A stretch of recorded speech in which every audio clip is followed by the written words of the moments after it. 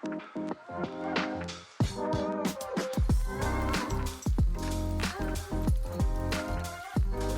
is going on, everybody, and welcome back to Salty Runback, here to be your weekly intake of North American Developmental League of Legends. We are here for our midweek episode on a Friday, so a day late, but it is for a good reason, as we are here with a big announcement. We've been talking about it basically every episode of this new season, and it has finally arrived. An announcement from Riot Games about the NACL, and most importantly, about the upcoming Open Qualifier. My name is Grapes, joined alongside Hawk. It's a good day to be a lowly sports fan here in NA. It is, Grapes. It is a very good day. It is February 7th, 2025, and we finally have news about the NACL and the NACL qualifiers. I don't really think there's much else to be said other than that, man. It is absolutely a good day to be a League esports fan. We can finally start looking forward to the rest of the season, which I know so many of us have been, especially us, considering we have a podcast all about it. And we've really been struggling to find things to talk about the last couple of weeks. Yeah, speaking of, because we are releasing this midweek episode on a Friday, it's a bit of a double duty day here on Salty Runback. We have our NACL Office Hours episode number 3 releasing on our Patreon, so make sure to check that out as well. That'll be releasing in a couple of hours after this video is released. Link down in the description. You can get it for $5 a month in our Extra Salt tier. And a big thank you to all of our Patreons supporters as well. And if you're just watching here on YouTube, we appreciate you. In addition, make sure to hit that like button, hit that subscribe button if you have not already. We've been getting a ton of subscribers here with the start of Season 3, and we really appreciate it. Yeah, shout out everyone that's been watching. Also, join the Discord. It's actually been popping. Like it's a lot of fun now. So, yeah, join the Discord. Maybe some watch parties this weekend. I say that I'm kind of busy this weekend, but maybe Grapes will have I'm some also watch busy parties this weekend, so maybe no watch parties this weekend. But it's Super Bowl Sunday. The games are happening Super Bowl Sunday. It's tough. It's a little tough. We've been playing some League in there. We've been having a good time talking CLOL, talking LTA. So be sure to join. And I think that's all we got to say before we talk about all this amazing news that everyone has been on the edge of their seat waiting for. Yeah, so we have the announcement. We got access to it a couple days early, and when it was given to us, the format was not exactly the way that it is currently on the Riot website. And so what we decided to do was to make the announcement into our own Salty Runback style. And so we're going to be going through all the points in the article. We'll be referencing the article throughout, and this is just a general reaction to what we think about all the new things that exist here, with a little bit of a twist that I guess we'll explain right now. Yeah, let's dive in. So here we are at long last, an OQ announcement. I feel like a good big thing that we do here on Salty Runback is throwing memes here and there about random things. But one of me and Hawk's favorite genre of meme over the last couple of months has been these NBA quote graphics, where it's an NBA player with like a completely out of context quote that ends up being very funny. And for some reason, the NBA's been on all of our minds recently. There's so many, and everything. It's like that. It's a meme gold mine, though, man. Like it is. It is. Basically, we felt like we needed to give our reaction to all this news in a way other than just talking about it. So for anyone watching on YouTube, well, even on the podcast too, we'll read them for you. We have these quote memes, so you can see how LeBron James feels about the NACL. Yeah, we've had no help from Riot in terms of an announcement for the last couple of weeks, but we finally have gotten it.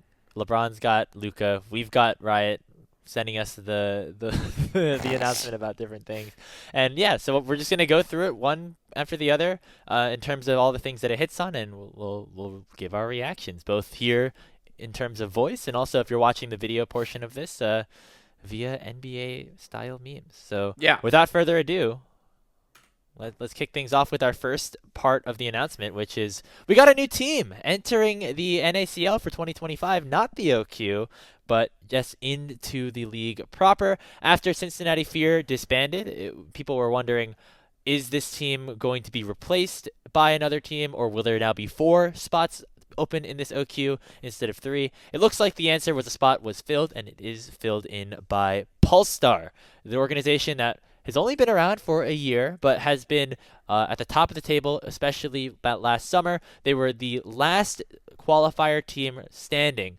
in last summer's promotion tournament. They lost in that last series to AoE Esports, but they still find their way into the Challengers League for next season. Yeah, we Grapes still have a 100% hit rate on teams failing to promote into the NACL and then finding their way there anyway. But jokes aside, though, it is good to see Polestar in the league. I think ultimately this will be better for the league. I think they very much hold a similar position as a team like Blue Water in terms of like community interaction, all that stuff. Financially, they might even be in a slightly better spot. So, I think that's definitely good. Pulse ultimately probably going to be a pretty good addition. Like you said, Grapes, for those that don't know, they competed basically throughout 2024. They were reasonably competitive, reasonably drama-free, for the most part. Reasonably drama-free. Reasonably. There's not an OQ split that goes by without drama, so everyone gets caught up in it a little bit. And then this is the team that is like sort of kind of taking Fear's spot, basically, where there were supposed to be 3 spots up for grabs in the promotion tournament, or like the big qualifier tournament that we're kicking off the season with, and then there was 4, and now there's just 3 again, with Pulse buying their spot into the league. And just like Tyrese Halliburton, they said they're tired of being losers. Yeah, just like any of the other teams that lose in the promotion tournament and then find themselves back in the league anyway next year. It is a very funny trend. I know that there are always reasons for it, obviously. If a team drops out, the next obvious choice is to go to the person 3 out that, of the finished 10 next. teams in NACL currently. Yeah, you're right.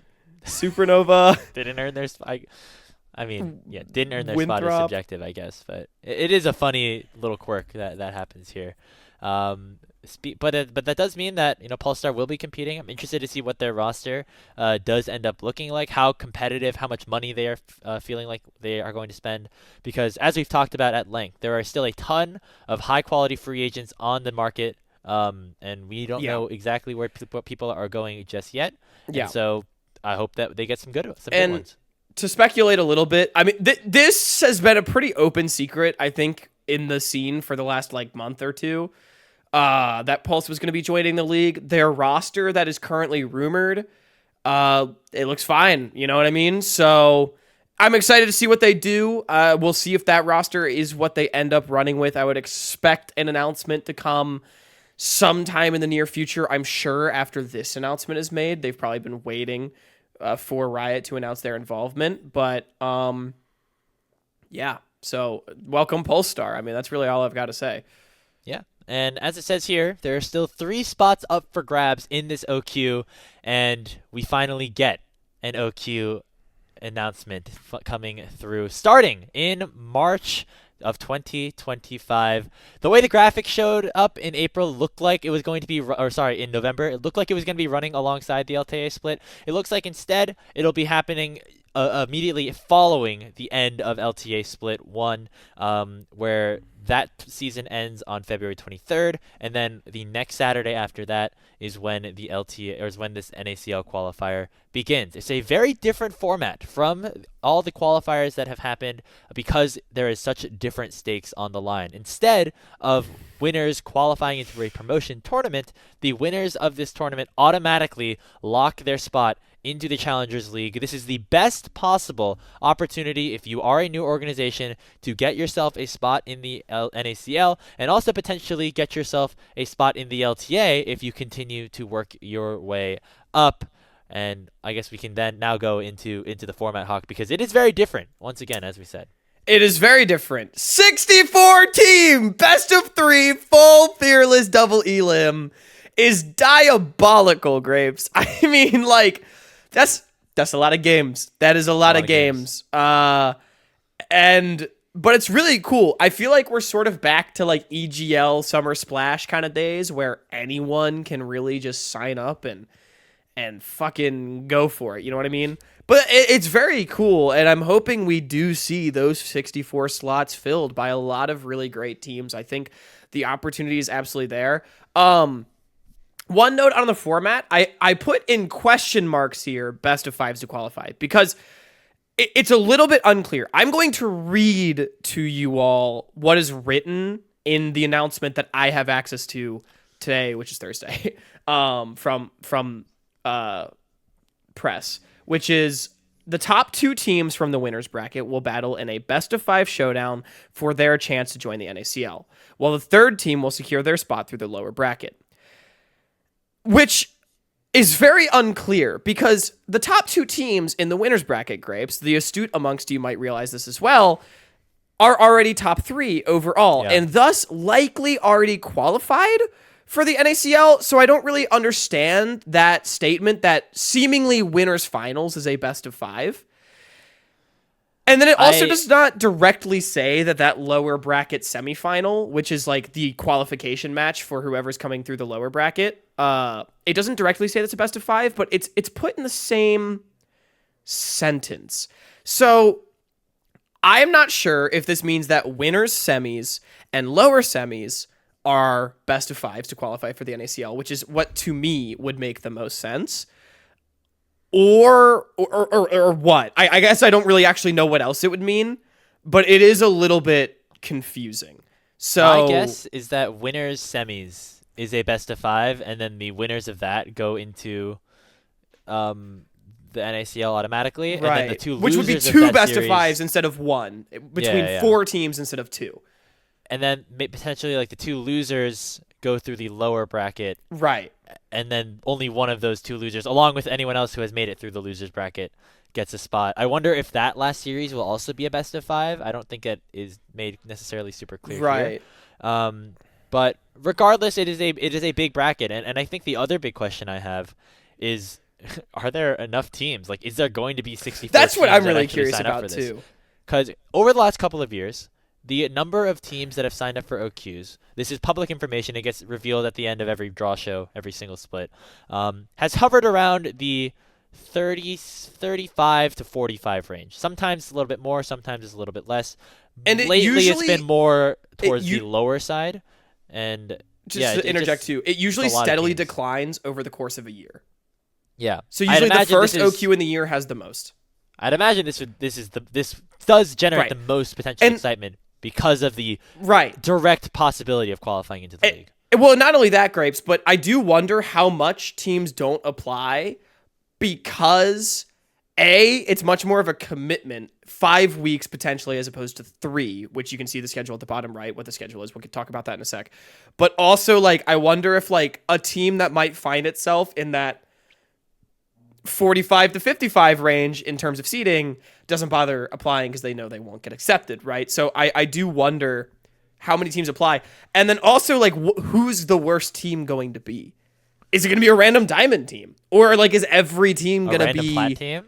Yeah, or is every team... I know what you're thinking, Grapes, and I don't like it. Or is it going to be,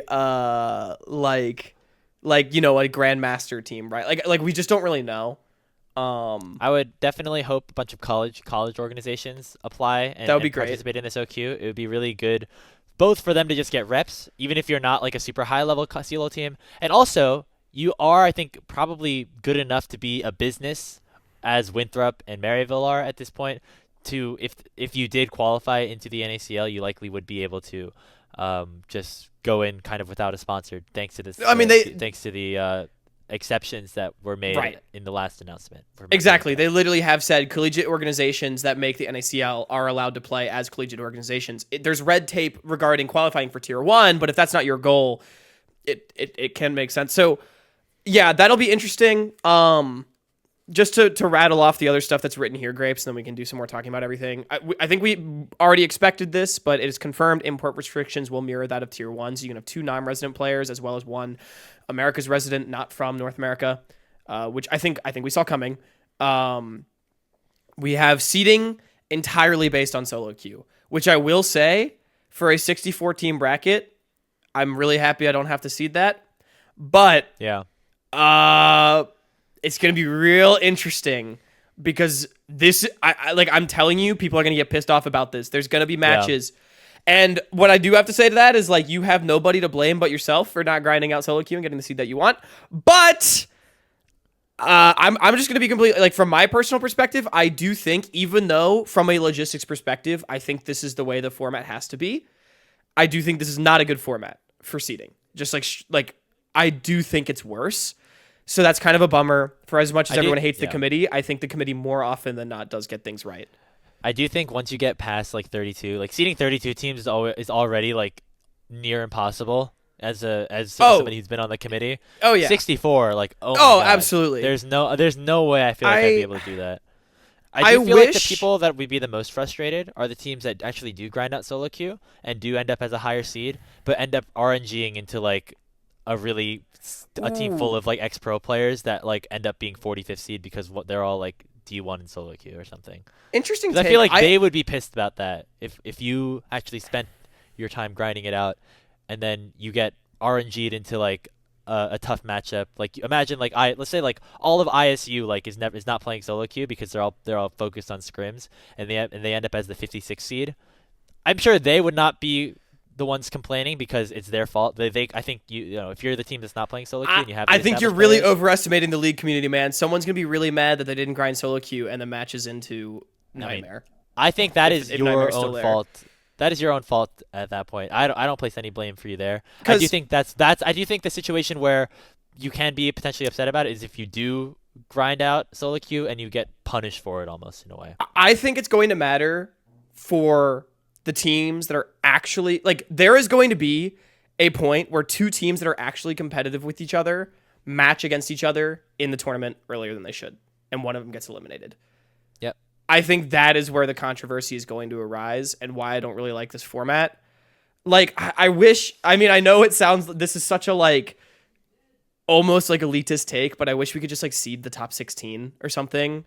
But like, even that would be, then it gets tough. And that would be kind of, if anything, it's like you put the team, you do what ACL did and you put the teams into like groups of 8. You like pool them. The pools, yeah. I think something like that would be good, but that's not the world that we live in, and it's okay. Yeah. I think overall, though, like, to be fair, like, if regardless there's going to be, like, controversy and, like, conversation about it, I think having it based off of solo queue is the easiest way to say, like, yes. Hey, sorry, but, like, this is just what we decided to do. Well, like, logistically, this absolutely makes sense, and for that reason, I am okay with it. Yeah. The other thing is just... because of the import restrictions, it's another reason for CELO teams to play. I really think, like, I know I've been on the CELO wave like for the last couple of weeks because that's been the only thing that we've really been able to watch in terms of dev. But literally, like, if you are a college League of Legends team and you just play in this tournament, get some extra practice. Well, it doesn't matter if you're not really expecting to win. Like, if you're like a Weber State, if you're like a UC Davis, if you're a I'm just thinking like an Ottawa or something like that. Just sign up. Literally, quality of the I feel like you have better. so little to lose, man. Yeah, I think it would genuinely be very good for a lot of these organizations to sign up and participate. Yeah, I'm fully with you on that. Yeah, I'm hoping we see a lot of really great teams. We've seen a lot of good teams rumored so far, but I will just be completely honest. It's like not as many as I'm hoping to see. So. Guys, now is the time to sign up. Now is the time for the announcements to come out. Right. Yeah. And I mean, I don't even mean this to sound like flamey, but a lot of teams that are signing up are probably only looking at sacrificing 2 weeks of their life or 2 weekends. We'll jump down to the schedule really quick and then maybe come up to the last line in the center box there, Grapes, because just to go over the schedule, it is 3 weekends long, March 1st, 2nd, 8th, 9th, and then 15th, 16th. I'm assuming it's going to be pretty rigorous during those weekends for what it's worth, at least early on, because, I mean, I'm just going to quickly flip to the next slide. Guys, 64-team double elim is fucking psychotic. You can see it on the left there. So, yeah, that is demonic. There's a lot going on in probably these 3 weekends, but it is not too much of a time commitment. It does overlap 15th, 16th with the start of First Stand. However, First Stand is not in a time zone near here. Where is it? In Korea. It's in Korea. So I don't think it's too much of an issue, to be honest. Yeah, and also, that's the big thing. It's just the time zones don't line up. And I'm actually kind of glad Riot didn't put like a very arbitrary like tournament blackout during that time and like sacrifice this format for it. You know what I mean? So that's nice. But It will be a bit of an interesting week because I think this does line up with like the end of CELO playoffs or CELO regional playoffs. So oh, I don't know I don't remember the exact dates, but I think some of these weeks are going to line up with conference championship days. So there will so be that'll some be rescheduling interesting. to be had, especially because going from Saturday to Sunday, you're not really going to know your schedule from one day to the other. So very curious to see what that ends up looking like. Yeah, yeah. I guess we'll find out. But I would imagine at least on like the first and second, teams are probably looking at playing at least 2 best of threes on that weekend, if not more. Maybe 2 best of 3s in a day. Like Yeah, right, exactly. so So I remember doing the math on this. If you're a team in the lower bracket of a 32 team double elim bracket, you have to play 9 best of series to get to the finals. Um, I'd imagine it's because there are games like taken out because there's no winners finals because the teams will automatically qualify and things like that. I imagine that if you are a team that like immediately loses in the first round, you could be playing upwards of 8 to 9 best of 3s it in this format over 6 days. it should still be, if it was 9 to reach finals, so 10 total to win grapes. I think It it's would 9 to win. Oh, it's 9 to But win. you, So but then but you started in the lower bracket, so if it was a right. full 32, you would play the 10th to So lose. To well, drop so down. so then it's plus minus 1 because you're losing lower finals as a round that needs to be played for qualification here. So it's 9. However, you're adding first upper bracket game Okay, so it's still around 9. around 9. Okay. Yeah, That's so a lot of series. That's a lot of series to be it played, is. especially if some of them are best of 5s. So very very Yeah, interesting. it's gonna be a lot, but so yeah, maybe 2 in one day for that first weekend. But Grapes, I want to move on to that final point too because this is really interesting to me, and I think this is a good change. The 3 rosters that qualify into the NACL have their rosters locked through week 1, so their players cannot be poached, a la CCG, and they cannot kick players like. Is there a team that's done this? Supernova. Yeah. So, that's a good change. Now, I'm really curious how this would interact with like a Blue Otter situation where both Lawrence and Lynx just decided to not play, and then Blue Otter had to find people to fill those spots. But otherwise, like I think this is good. Yeah. You earn your spot, you play in the league. I can't imagine they would force people to play if they didn't want to. And I feel like this is mostly to protect players and Exactly. also to protect Yes. protect like organizations from loaning players out. I know that was a big conversation going into the offseason of there were going to be instances of potentially players participating in the open qualifier while already having an NACL obligation to basically act as ringers to help the organization promote and then go to their other team after that. That is no longer going to be allowed. Unless you go through some really weird loopholes where you like end up sitting out week 1 and then going back into the other team, but that just doesn't make any sense to me. Yeah, I feel like this rule is like 90% player protection, 10% team protection, just so they don't get every piece poached. But yeah, I think this is good. I do think Grapes, this does not it's a lot take of away info. the opportunity for like organizations to potentially pick up a 5 friends team. Because I think the way that they've established this is like when Tony Top promoted, those 5 players like get the spot and they need to find a sponsor once they are promoted in. And so like if say Nightmare for some reason wanted to get back into things and just pick up a team of 5 friends like a Chimek or something after they promote in, that I think is still allowed. Oh yeah, I would imagine as long as they're like, I think the spot belongs to the roster. So yeah. Yeah. Right. A lot of details in information. here. Yeah. And the one big thing that we didn't necessarily talk about out of this is the broadcast. And so that'll be our next topic of conversation here as we move things along. So starting in March, there will be some broadcasting of this open qualifier. Now, I know this was something, Hawk, that we debated about whether or not they would actually do.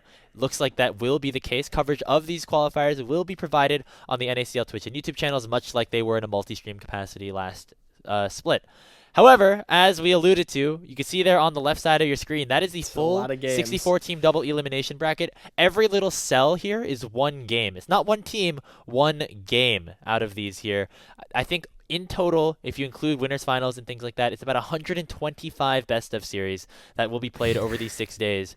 Obviously, the NACL broadcast is not going to be able to pick that all up unless we want it to look like Jimmy Butler, as you see here. And so what will happen instead is that teams and players are going to be allowed to stream their own matches and co-stream their run through the tournament. Now, there was no direct word on things like a co-streaming program, which existed for the NACL qualifiers last season, where you had groups like Aegis, the Salt Mine, even Salty Runback last year, running live broadcasts of the unofficial games or the games that were not broadcasted on the main NACL stream. But I would hope a system like that exists, because I think all in all, having community broadcasters that are willing to do that is never a bad thing. Yeah, I would agree. I don't really have much to add to this slide, to be honest. The last slide we went through was definitely like the big meat and potatoes of the article, by the way, just so everyone out there kind of knows. But yeah, I will say, Grapes, I'm very pleasantly surprised that there's going to be a broadcast for this tournament. It was looking extremely doomed. I'm very curious as to what it'll be. So you say, we mentioned that there probably are instances where there will be more than one best of 3 scheduled a day. I imagine that on the show, like they'll do one featured game from every block of scheduling that That's exists. what I'm assuming. Like, there's probably like a 4 Eastern block, and then like a 7 Eastern block. Yeah, maybe I two doubt at a there will time. be like, two. I doubt streams. unless they're using the old Path to LCS channel, which is now called NACL 2, right? NACL 2, yeah. That we got to be on sometimes, but I'm not entirely sure. But it's better. It is better than nothing, And absolutely, yeah. And so and hopefully, I'll take it. Hopefully, whoever provides that stream, just like whenever we do the Swiss format of the OQs on qualifier days, whenever we were on the broadcast, that was always a super chaotic day, but also a very fun one where you're able to track all the games live as they're happening while also broadcasting your own featured one.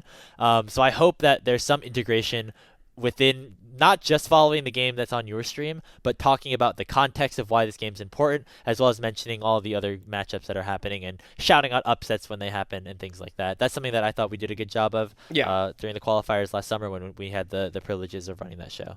Yeah, I agree. And I think there's a lot of ways to do it well. I also want to point out, not just obviously teams being able to stream their games. Again, hopefully like non-team entities can also do it. But guys, players, you can stream your POVs seemingly from this announcement, which is pretty sick. And I think it's a really good way to generate eyes towards your gameplay and everything like that. I know Aporia back, Blue Otter when they were known as Aporia, and their grand finals against Winthrop was a lot of people watched music. And that was, I think, a really cool way to get a lot closer to that team and those players.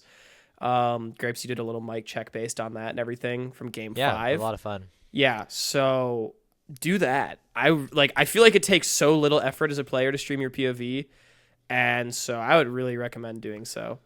Also room for streamers to make a little team, jump in there. I'm looking at you, Double Lift.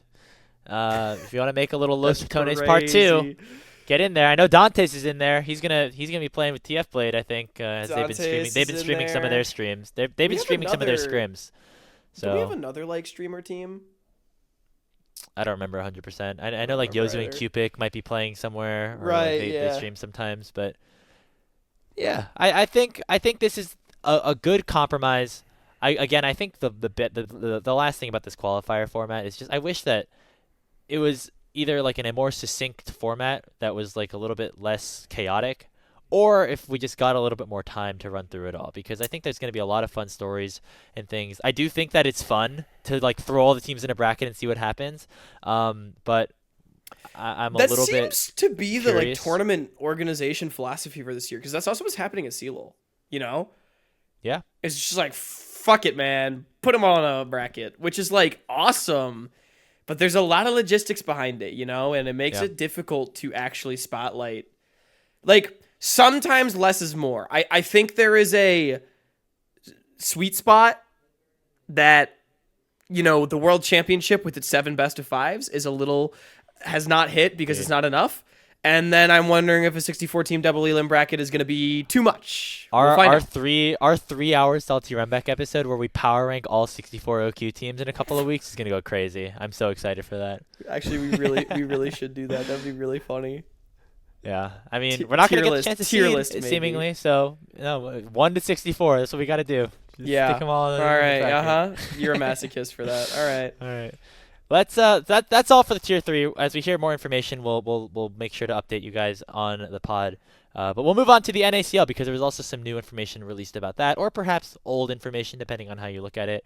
You see here that the format is mostly going to be the same as to what it was last summer. It was 10 teams last year. This time, also 10 teams. It'll be a 7-week best of 3 single round robin format. I think actually something that we forgot to talk about in the OQ announcement, and we'll talk about it here, is that it will be true fearless draft. However, the restrictions in best of 5s, where in games 4 and 5, Grapes keeps gaslighting me into telling me I didn't tell people full fearless, man. He did the same thing when we made this slideshow. It is right here. No, in terms of we didn't mention the fact that in games 4 we did not and 5 specify of the best of 5 series, it will not be the same format as last summer, where bans are taken away. It's the LPL It'll style. be all 50 champions plus 10 bans. Once we get into the later games in the 5-game series, so I personally think it's fun. It'll make it difficult for the players potentially, but I think that makes it all the more fun. But that's kind of all for the there quals. is to say. It might be a little interesting. I'm not gonna lie, but I think for NACL, it's fine. Yeah, I think the good thing about that is that there's only best of 5s like at the very end of the tournament, so you have to imagine that those teams end up being the best teams and probably close to, if not being NACL caliber teams. True. So that's where I think you can work that in a little bit more. True. Yeah. But yeah, Grapes, everything is basically the same as it was last split. Like, as far as format is concerned, I actually don't think there's really anything to go over there, except NACL's moving off the weekends. Now, It is going from Wednesday to Friday. Is that right, or was it Monday to Wednesday? It used to be Friday to Sunday. It used to be the format, I believe. No, I know. Maybe No, Sunday. sorry. I just want to make sure our information here is right. Wednesday to Friday, is that? Yep. Okay. Sorry, I just had like a Wednesday to Friday is going to be when NACL takes place. This is an interesting decision, as well as keeping the format exactly the same. Now, look, I get it. Single round robin, best of 3. It's cheaper. It's an easy way to be able to cover all the games. I will say, the regular season for NACL last summer was pretty damn boring.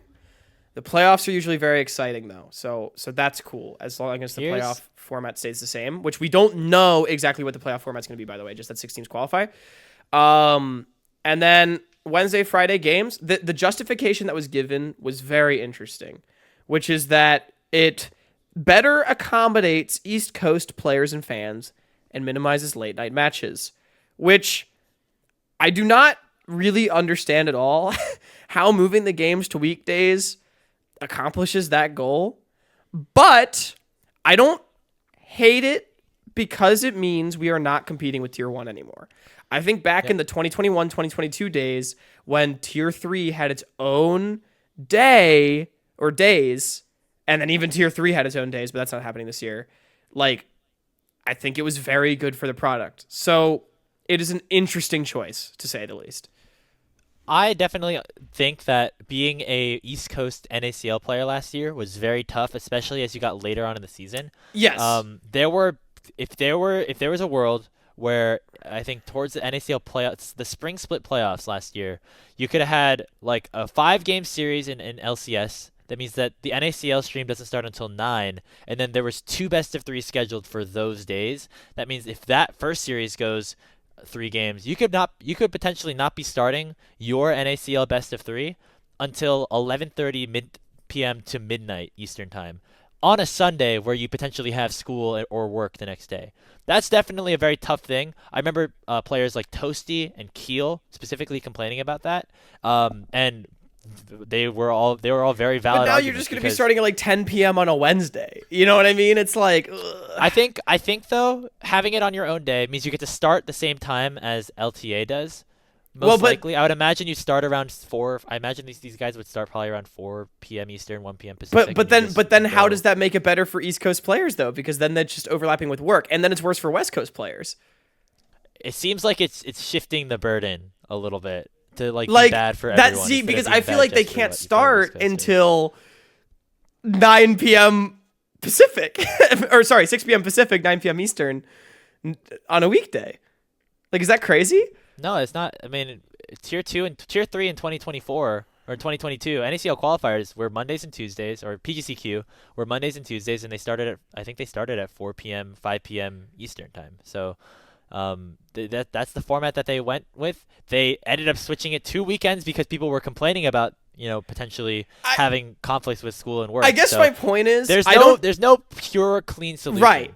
I just don't understand this justification. Like, I don't even inherently think it's bad. Like I said, having our own day is great. I just am kind of confused. It does help East Coast players. You're not gonna have to play at 2 in the morning. It might just 1 in the hurt. morning on a weekday. Yeah, maybe running in. I do think this will hurt. In terms of West Coast players, they might have to take days and just know that I'm Wednesdays through Fridays. Like, I'm gonna have to like work my schedule around it somehow. It will be like summer vacation if you're a college or high school student for most of this, especially once we get into the summer split. But summer split, yeah, spring split, no. This is starting in late March. Yeah, guys, no, you're right. I get NACL for my birthday. March 27th is my birthday, so this is a great gift. Yeah, that's a great way to celebrate. Yeah, watching some NACL. I do like the fact that it's on its own day. We do have to have a conversation off the pod, Hawk, because we might have to change our upload schedule if this is the way that it goes. The Wednesday through Friday was a very unexpected part of the announcement for us. Like, I think most of the other stuff we were talking about was kind of like either rumored or like we were like, okay, that makes sense. We were not expecting the Wednesday through Friday. Clearly. So yeah, we're currently uploading on Tuesdays and Thursdays/Fridays. We will see what happens with that because in general, like, now we just got 5 days a week of games, which is great. Again, I think this was like way better when it was like this in 21, 22, but it just means more to juggle, right? So we'll have to figure that out. Like the last year or two, my weekends have always just been super packed where I have to just be watching League like all day, or else I feel like I'm like losing time or losing progress on like keeping up. So I like having it being split up a little bit more. Yes. Our podcast schedule is the least of their concerns. I think it is a better viewer experience. Yes, definitely. Also, bottom 2 teams go to promotion, and there will be an OQ running, just like there has been in the last couple of splits. Word on the street is that it'll be different, though. Yeah, so. I mean, that's what they kind of alluded to when they made that original announcement. I'm expecting it to be different. So yeah. That's all there is about this NACL preview. And I guess the last part of this announcement is that we do have a new tournament organizer as well. Welcome, Liga Ace, the new tournament and broadcast partner for the NACL and NACL qualifiers. They're going to take the role that Rallycry, was operating with in 2023 and 2024. So they'll be doing both of the tournament organizing and also the broadcast organization. This is a premier org, especially in Latin America. And I think the reason that that these were picked was because I believe that they're doing a lot of different stuff in the Americas vertical for both League of Legends and Valor in Tier 2 and 3. So taking on multiple roles, and specifically as it matters for us here in North America. So we might have to get ready to learn some Spanish, buddy, because it's America season. Yeah, hopefully we're able to work with Liga Ace, Grapes. I would think, but it seems like they were selected because they are basically going to be taking care of everything that's not the LTA and VCT as far as Riot esports in the Americas, which is a big burden. We'll see how they do. It's another company sort of coming into an area in which they may be less familiar. I think it's fair to say that has been a bit of a rocky road in the past, but we have no reason to believe that Liga Ace is not going to do a better job. So I'm tentatively excited. I don't really have much else to say other than that. I really hope we're able to work with them. I really hope they do a good job. I'm absolutely rooting for them. From what their track record is, doing the international for Dota is a pretty big deal, so I'm sure they are really good at what they do. But usually, Grapes, the biggest question is just like how well do they work in this space specifically, and we'll find out. But and how much funding do they get? How much effort? How many people do they have assigned to this specific area, and how much time can they commit to making this a good product? I think is always the bigger question. Yeah. But But I mean, yeah, this is really cool. I do think not a change that we're upset to see at the very least. If you get my meaning. So yeah, I'm rooting for them. Let's work. Let's do some work. Let's get it done. Yeah. Hey, now that this announcement has come out, it's time to get a little bit excited again. I know we were being doomer in our last couple of episodes with Nightmare dropping out, and they're just not, and the lack of announcement when they said early 2025. But now that we have some we're concrete here. stuff, We've arrived. We are now. We got to start. The work starts now. The season for the OQs, it starts in less than a month, so we got to get rolling. Time to make some history, fellas. We're here now. Might as well make the most of it. And so that's going to do it for this episode in general. Hope that this was an interesting way to go through the format. Hopefully you are now up to date. If you want to read the full announcement from Riot, that'll be down in the description as well, so you can double check anything that we specifically said on here. Yeah. Hopefully they didn't make too many changes since the one that we were reading through today. I doubt it. This already was a revised version. Anyway, but a lot of cool stuff happening. Guys, we finally have NACL. We finally have Tier 3. The season is indeed about to start. And look, hey, we can feel however we want about the space, but everything's going to keep going. All the stuff that is happening does seem pretty cool, and I think we can, all agree to be excited about that kind of stuff. So, yeah. If you hate Tier 2 and Tier 3, you can take what we said with a grain of salt. Make sure you join our Discord server, follow us on social media, at Salty Runback NA, subscribe to our Patreon, and also check out myself and Grapes at Hawkcast, at Speedy Grapes. Have a great rest of your night, everyone.